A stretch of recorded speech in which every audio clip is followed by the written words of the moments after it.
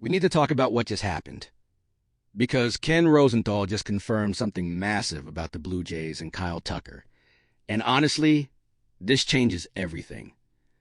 Toronto is now the leader for Kyle Tucker, according to one of the most credible reporters in baseball. That's not speculation. That's Ken Rosenthal putting his reputation on the line and saying the Blue Jays are in the driver's seat right now. Mark Feinsand just dropped a report that nobody's even talking about yet. 2 industry sources are still tabbing the Blue Jays as Tucker's likely destination. One source said once they gave Vladdy the extension, they sent a message that they're going all in to win. Signing Dylan Cease was massive, but adding Tucker would cap off an incredible 12-month stretch for this franchise. That's the kind of statement that tells you this isn't just smoke and mirrors anymore. Robert Murray said it a few days ago, too. Tucker wants to play for the Jays. When you've got multiple respected reporters independently saying the same thing, you can't just dismiss it as leverage play. Sure, Tucker could still sign elsewhere, and people will say Toronto was used for leverage, but this is legitimate mutual interest from both sides. The fans are commenting under every single Kyle Tucker post on social media. Ross Atkins keeps getting asked about it, and he's not shutting it down. Ken Rosenthal is doubling down on his reporting. This is real. But we need to address the elephant in the room. Jon Heyman came out late last night and said the Mets are very much in the mix for Kyle Tucker, but still have stiff competition. Ben Nicholson-Smith has been reporting over the past couple weeks that the Mets have suddenly emerged as maybe an even more likely destination than the Jays for Tucker long-term, though his reporting has shifted recently. It makes sense that if Tucker wants to stay in the United States or if he wants to go to a National League team, the Mets could be attractive to him. Here's the thing, though. This absolutely smells like leverage. If Tucker isn't getting the money he wants, and he clearly isn't because the Jays aren't willing to go to $400 million, then his camp needs to create pressure. Bo Bichette is reportedly asking for $300 million, according to yesterday's reports. There's leverage being used right now, and I wouldn't be surprised if Tucker's camp told Jon Heyman to make it seem like the Mets are seriously interested to put pressure on Toronto to pay that extra bit, especially with everything developing on the Bo Bichette front. Ken Rosenthal also reported something critical. The Mets can't rely on a short-term, high-average annual value deal if they want a realistic chance at signing Kyle Tucker.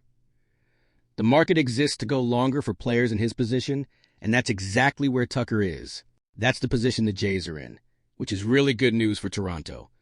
They're willing to commit long-term while the Mets might not be, and that could make all the difference. Things are coming to a head right now because we got another huge report yesterday. Jon Heyman said Bo Bichette is looking for somewhere in the ballpark of $300 million. We don't know the term, but let's assume it's over 10 years. The Phillies have officially reached a possible inflection point in their offseason. They've scheduled a meeting with Bo Bichette and have done extensive work on the roster ripple effects, which would require trading Alec Bohm. They're expected to meet on a video conference call in the coming days, and the club's interest in Bichette is legitimate. If the Phillies sign Bichette, they can move on from JT Realmuto and Alec Bohm.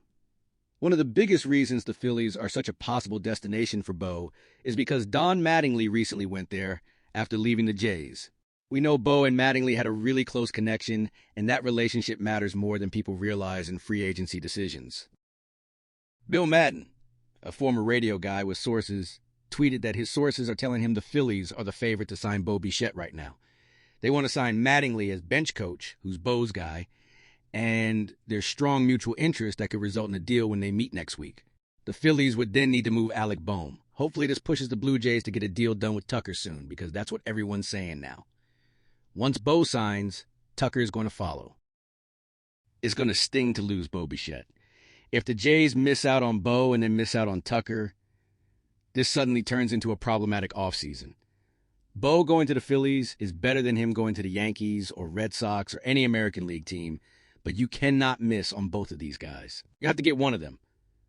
The lineup and roster, despite being very good, and Ross Atkins doing a hell of a job so far, can't be finished yet. It's as simple as that. You can't be done yet. Pressure is mounting right now, and that's why we're probably seeing leverage games being played. Or Tucker could actually be seriously considering the Mets. The Jays have reportedly increased their efforts to get Tucker. They haven't increased their efforts to get Bichette, probably because Bo is heading to Philadelphia for that meeting, and there haven't been any reports of Toronto setting up their own meeting with him. Ken Rosenthal's report about the Mets needing to go long-term actually works heavily in Toronto's favor. If Tucker won't take a short-term deal with high average annual value, and the Mets aren't willing to commit to the years he wants, that narrows the competition significantly. The Blue Jays are positioned to offer the stability and long-term commitment that Tucker is looking for. Things are about to get crazy quickly. Whether it's the Mets somehow signing a long-term deal with Tucker, though it doesn't seem like he's taking a short-term, high-average annual value deal, according to Rosenthal's latest reporting, or whether it's Bichette heading to Philadelphia and Tucker following to Toronto right after, moves are coming. The arbitration situation with guys like Tyler Heineman, Ernie Clement, and Dalton Varsho got settled, but they're still heading to a hearing with a few others, including Eric Lauer, which is going to be interesting, considering his unique role last season. The next week is going to define this entire offseason for the Blue Jays. They position themselves as serious players, they've shown commitment, and now they need to close on at least one of these superstar free agents.